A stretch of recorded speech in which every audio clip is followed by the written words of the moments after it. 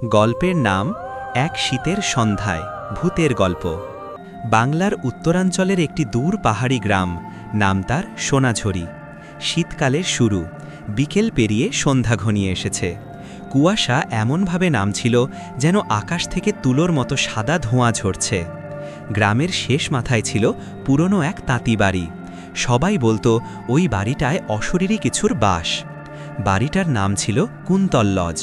যিনি বাড়ি বানিয়েছিলেন, কুন্তল নামের এক বৃদ্ধ তাঁতি, তিনি নাকি এক শীতের সন্ধ্যাতেই রহস্যজনকভাবে নিখোঁজ হয়ে যান। এরপর থেকে সন্ধ্যা নামলেই ওই বাড়ির ভেতর কেউ নাকি তাঁতের আওয়াজ শুনতে পেত, যেন কেউ চাকা ঘুরিয়ে কাপড় বুনছে। গল্পের নায়ক রাহুল শহরে পড়াশোনা করে, ছুটিতে গ্রামে এসেছে তার দাদুর কাছে। রাহুল কৌতূহলী, রোমাঞ্চপ্রিয়। গ্রামের লোকেদের মুখে ওই কুন্তল লজের গল্প শুনে তার কৌতূহল আরও বেড়ে গেছে। সেদিনও কনকনে শীতের সন্ধ্যা, হালকা বাতাস, কুয়াশা, নিস্তব্ধ চারপাশ। দাদু চা খেতে খেতে বললেন, ওই লজটার কাছে সন্ধ্যার পর যাইও না রে, কুন্তল তাঁতির আত্মা আজও ওখানে ঘোরে। রাহুল হেসে বলল, দাদু, ভূত বলতে কিছু নেই, আমি কালকে সন্ধ্যায় একবার দেখে আসব। দাদু থমকে তাকালেন। ওটা মজা নয় রাহুল, কুন্তল মারা যায়নি, সে হারা গেছে।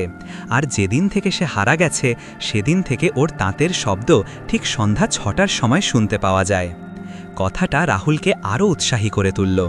ঘটনার শুরু, পরদিন সন্ধ্যা। গ্রামের অনেকেই ঘরে ঢুকে পড়ছে, আর রাহুল একা হাঁটছে কুন্তল লজের দিকে। বাতাস ঠান্ডা হচ্ছিল, চারদিক ধোঁয়াটে লাগছিল। বাড়িটার সামনে গিয়ে রাহুল থেমে গেল। বাড়িটা যেন সাদা কুয়াশায় মোড়া, ভেতরটা একেবারে অন্ধকার। শুধু জানালার এক কোণা দিয়ে মনে হচ্ছিল আলো দপদপ করছে, যেন কেউ লণ্ঠন নিয়ে ভেতরে হাঁটছে। হঠাৎ টং টং টক টক টক, তাঁতের চাকা ঘোরানোর শব্দ। রাহুল অবাক, আরে এটা তো সত্যিই তাঁতের শব্দ। কিন্তু গ্রামে তো আর কেউ সেই বাড়িতে থাকে না, কে তারপরও তাঁতের চাকা ঘোরাচ্ছে? কৌতূহল আর ভয় একসাথে রাহুলকে টানল ভেতরে। দরজাটা ঠেলে ঢুকে পড়ল সে। লজের ভেতরটা ঘোলাটে অন্ধকার, মনে হচ্ছিল বহু বছর ধরে কেউ এখানে পা রাখেনি। বাতাসে পচা কাপড়ের গন্ধ, দেওয়ালে ঝুলছে ছেঁড়া তাঁতের নকশা। হঠাৎ এক কোণায় দেখা গেল তাঁতের চাকা নিজে নিজে ঘুরছে, কিন্তু সেখানে কেউ নেই। রাহুল এগোতেই চাকা থেমে গেল। পেছন থেকে শীতল হাওয়া বয়ে গেল। মনে হলো কেউ যেন গলা কাছে এনে ফিসফিস করে, আমার নকশা কে নিল? রাহুল ঘুরে দেখল, কেউ নেই। দেওয়ালে হঠাৎ একটা ছায়া নড়ল, যেন এক লম্বা কুঁজো মানুষ, হাতে সুতা। রাহুল চমকে উঠে পিছিয়ে গেল। তারপরেই ঠাস, দরজা নিজের থেকেই বন্ধ হয়ে গেল। অদ্ভুত নকশার রহস্য। ভয়ে কাঁপতে কাঁপতে রাহুল তখন বুঝল, এই বাড়িটাই শুধু কোনো আত্মা নেই, বরং এর ভেতর একটা অসমাপ্ত কাজ লুকিয়ে আছে। তাঁতের পাশে একটা অদ্ভুত নকশা ঝুলছিল, যেমনটি গ্রামের কেউ আজ পর্যন্ত তৈরি করতে পারেনি। নকশাটা অসম্পূর্ণ। নিচে লেখা ছিল, শেষ সুতা যার হাতে যাবে সেই সম্পূর্ণ করবে। হঠাৎ রাহুলের হাতের কাছে একটা ঠান্ডা সুতা যেন নিজে থেকেই এসে জড়ালো, যেন কেউ তাকে জোর করে কাজটি শেষ করাতে চায়। রাহুল ভয় পেয়ে বের হতে চাইলে দেখা গেল জানালা দরজা সব বন্ধ। শুধু তাঁতের চাকা ধীরে ধীরে আবার ঘুরতে শুরু করল। ঝিঝি ঝিঝি টক টক।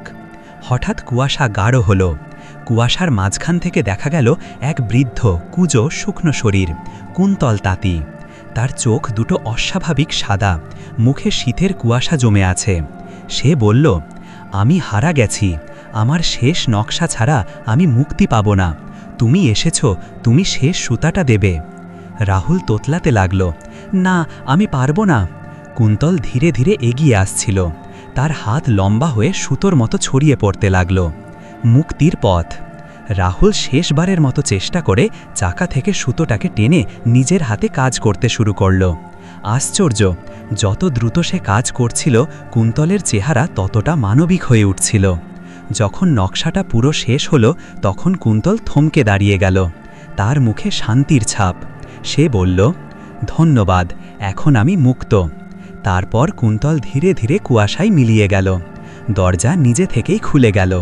রাহুল দৌড়ে বেরিয়ে এলো। বাড়ির বাইরে এসে দেখে গ্রামের অনেক লোক দাঁড়িয়ে। দাদুও এসেছে। দাদু বললেন, ওই লজটা আজ থেকে আর অভিশপ্ত নয়, তোর জন্যই কুন্তল মুক্তি পেল। পরদিন থেকে কুন্তল লজ আর ভয়ানক নয়, তাঁতের শব্দ আর শোনা যায় না। রাহুল সেই অদ্ভুত নকশাটা নিজের কাছে রেখে দিল, একটা প্রমাণ সে সত্যিই এক শীতের সন্ধ্যায় ভূতকে মুক্ত করে এসেছে।